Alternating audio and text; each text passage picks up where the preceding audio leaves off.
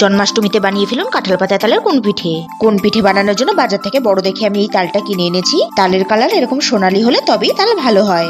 আমি 1 কাপ তালের পাল্প নিয়েছি নারকেলের পুর, ময়দা হাফ কাপ, চালের গুঁড়ো 1 কাপ, কাঁঠাল পাতা, দুধ 1 কাপ, গুঁড়ো দুধ, চিনি 1 কাপ, 1 চিমটি নুন, সাদা তেল আর ইনো। প্রথমে একটা কড়াই বসিয়ে তালের পাল্পটাকে স্বাদ মতন চিনি ও 1 চিমটি নুন দিয়ে জাল দিয়ে নিলাম।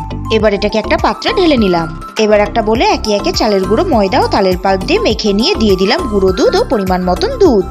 এবার সমস্ত উপকরণ ভালো করে মেখে নিয়ে ঢাকনা দিয়ে ঢেকে 15 মিনিট রেখে দিলাম। এবার কাঁঠাল পাতাগুলোতে ভালো করে তেল ব্রাশ করে নিলাম। এবার এই কাঁঠাল পাতাগুলোতে খিলি বানিয়ে নিলাম।